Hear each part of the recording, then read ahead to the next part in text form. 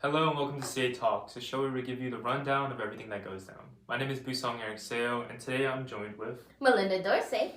Alright, this episode we're going to dive into our future plans and goals after College Academy. So Meilynda, what is your intended school that you want to attend and your major? And has your major or interest changed throughout College Academy? Well, I want to go to UCF. That's the school I've locked into. Yeah, go Knights. My major right now is finance. But when I came into CA, I was like, I'm gonna do musical theater. That I was like, I'm gonna be on the stage. I'm meant to be an actress. Then I talked to my parents, and they're like, we love that for you, but we want you to have like job secure. We don't want you to worry about getting a job. So we're like, okay. Then I considered what I was good at, and I was like, I like talking to people. I'm good at math, so I was like, business is somewhere for me. Bounced around from just general business to economics to Dr. Aiken, and it was like, economics is cool, but maybe as a minor, not a major. And I've settled on finance, and hopefully it stays finance. Nice. What about you? What about your major in your school? Yeah, so my major and interests have pretty much stayed stable ever since I was little. Yeah, I'm going to be going to Hopkins, and I'll be majoring in bio and public health. Okay, future doctor. Yeah, future doctor, yeah.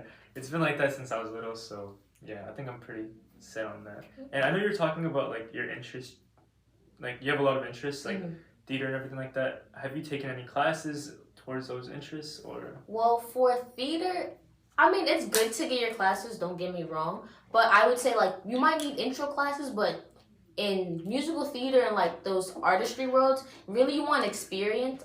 I personally do shows at the Florida Children's Theater. It's right in front of the CA office, and I've done a couple of shows with them, so I have stuff to put on my resume. That's cool. That's really cool. And do you think you're going to be doing theater like on the side when you go to UCF? Definitely. I already looked at their programs over there, and even though I'm not going to be musical theater major, I can still audition in the shows.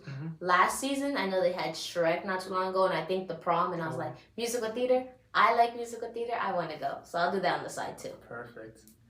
All right. So moving on, what are some summer plans that you have? Get a job. Get a job. Well, okay. Smart. Money is nice, but if you can intern, because I learned about finance, like any business degree, you kind of want experience. I feel like that goes with all majors, but you want experience. Sure. And I was like, dang, I might not be able to find a finance internship. So I was like, let me just get work experience, because I'm not sure about you, but my parents are like, focus on school, do your schoolwork. They didn't want me to get a job. So I was like, oh, I'm a senior and I have no job experience. So I was like, okay, let me just pick up a summer job. So hopefully I can work at the Children's Theater as a summer camp counselor, but if not, like probably at like Publix or maybe at the mall, just anything so I can be like, yes, I've worked before. I can handle money. Oh yeah, that's really smart. You know, college is expensive, so getting a job before summer. Save money if you can. Exactly. Yeah. What about you? Yeah. So for me, you know, for the past couple of years, I haven't been able to go back to Korea and see my family just because of school and everything. So you know, this summer, it will be the first time I'm going back with my dad, my entire family. So it will be nice. Cool. I'll be going for like a month. So seeing family, catching up, and for the first month. And for the second month, I don't have any plans yet, but probably just relax, you know, catch up on any material. Which is totally fine. You don't have to go the working route. It's a mental health summer. It's a mental health summer. And yeah, maybe take some online courses that I was interested in, but pretty much. What happened to relaxing? On the side. It's not full time. Okay. It's like one class. Okay, that's not all right. That bad. So my next question is, what are your feelings towards moving into, you know, a new college and being by yourself for the first time? I don't feel too alone because a lot of my friends are like, I'm gonna go to UCF too, so it's like, yay, I won't be alone. So like, I think it's nice to know new people. So I'm not saying just because I have friends coming along, like I'm not gonna talk to other people, but it's nice. Like I have a friend going to UCF, so it's like I won't be completely alone. Yeah. But in that sense, I mean, I'm like a little bit nervous because I'm my parents' firstborn, so they've been like, kind of like not helicopter, but they've been very involved in my childhood. So it's like, dang, I have to start like learning how to do stuff on my own. Like, you need to know how much groceries cost, or like how to make food and do your laundry, and that's a little scary. But it's also exciting because like I also have a little sister, and two parents and a little sister, they get a little hectic, and you're like, sometimes you just want to be by yourself. So I'm interested. Understand that, yeah. What about you? Yeah, totally feel the same way. I'm very, very nervous, but you know, we have some CA alumni who go to Hopkins actually, so I've been able to connect with them. I've actually met one of them and had lunch when I visited up there. So you know, it's reassuring knowing that you have some alumni from your school there. So you know, and also one of my best friends is actually going with me. So I found out a couple weeks ago that he got in as well. So we're both going together. So second year we're gonna dorm, and then my other friend, we're just waiting on the decision. So yeah. Future doctors in the room. Exactly. And I can help you with your money problem, so it's okay. All right. So finally, what are you most excited about your future and in college and everything? Oh, dang. I don't know. Everyone tells you like growing up and it's so exciting, and it's just like, I don't know.